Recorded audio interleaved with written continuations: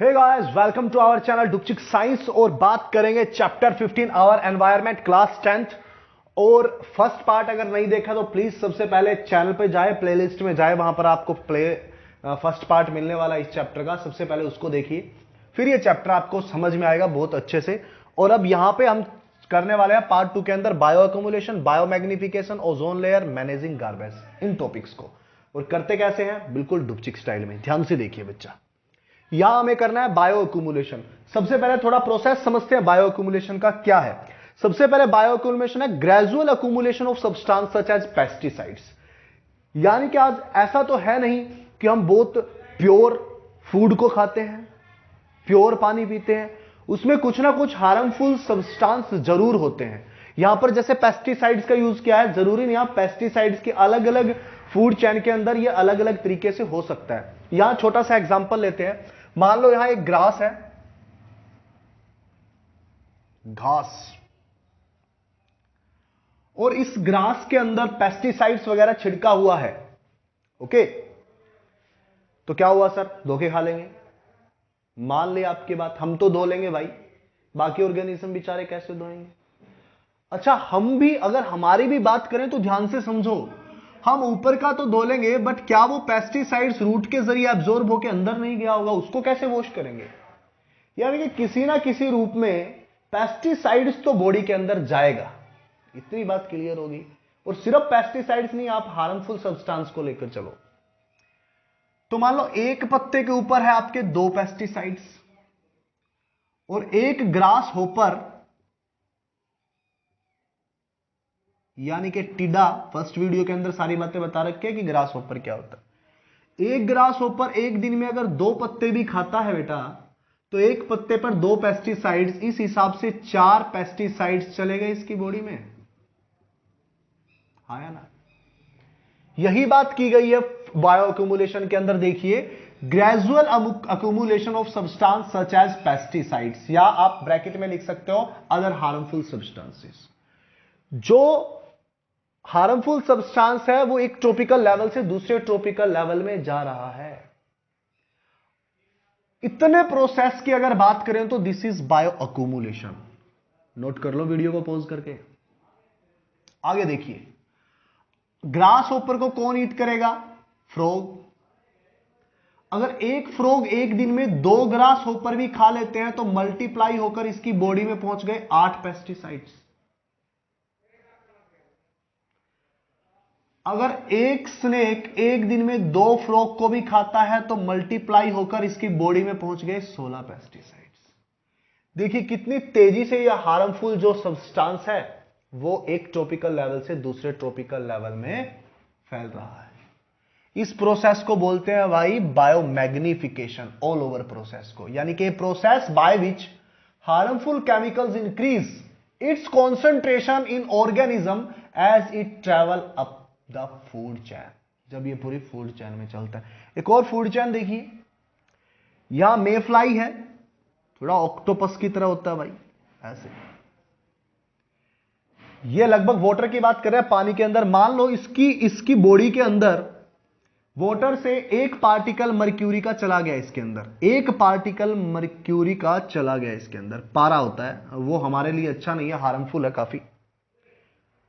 और एक ब्लूगिल ने, भाई फिश बनानी है और अपनी थोड़ी ड्राइंग, बस पूछो मत। आहा, ठीक है, चल जाएगा काम। इस एक ब्लूगिल ने एक दिन में अगर 3 मेफ्लाई को भी ईट किया तो इसकी बॉडी के अंदर कितने मर्क्यूरी के पार्टिकल चले गए? 1, 2 एंड 3। क्लियर? ये हायर फिश है। बस मान लो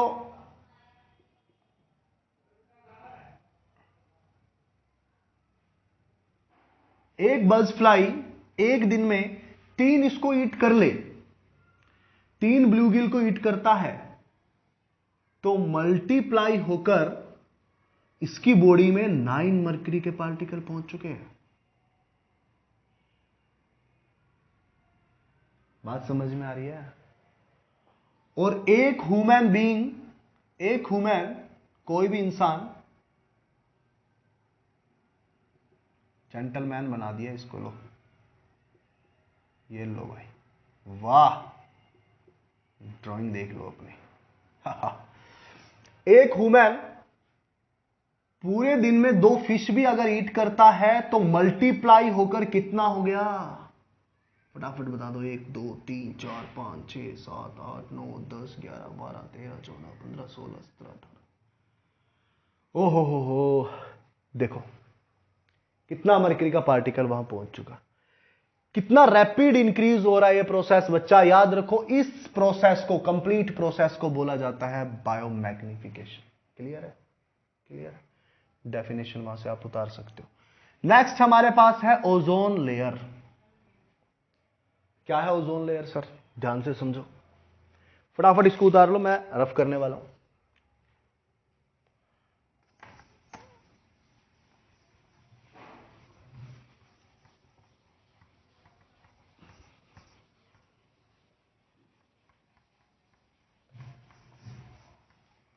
ozone layer very important topic. यहां से क्वेश्चन 101% आएगा, एमसीक्यू क्वेश्चन आएगा। ध्यान से देखो, अगर राइट शॉर्ट नोट आता तो भी दिक्कत वाली बात नहीं है।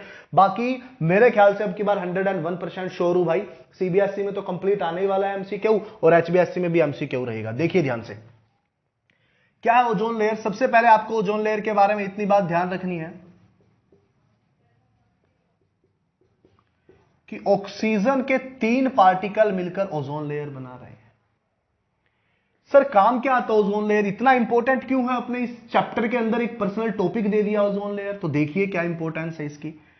ये अपन का गोला है, अपना अर्थ है,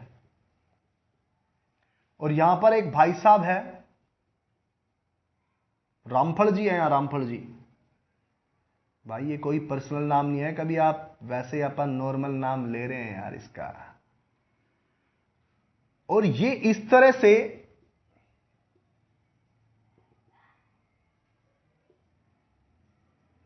ओजोन लेयर अपने एटमॉस्फेयर के अंदर है, और ये ओजोन लेयर क्या करेगा? सनलाइट है,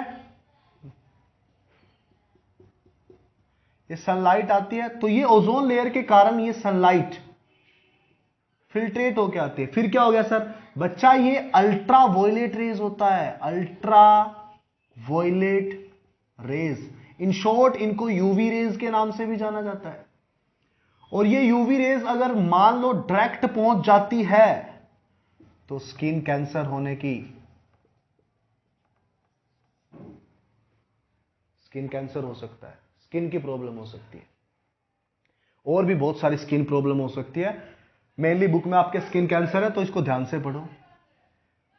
अब इतने क्वेश्चंस तो आपके आ ही सकते हैं, यानी कि कौन सी रेज एब्जॉर्ब की जाती है ओजोन लेयर के द्वारा। ये एक और मेन जो बात ये है, दिन प्रतिदिन ओजोन लेयर डिप्लेट होती जा रही है, खत्म होती जा रही है ऐसे। इसके लिए कौन रिस्पॉन्सिबल है? याद रखो, मेनली इसके लिए रिस्पॉन्सिबल है क्लोरो फ्लोरो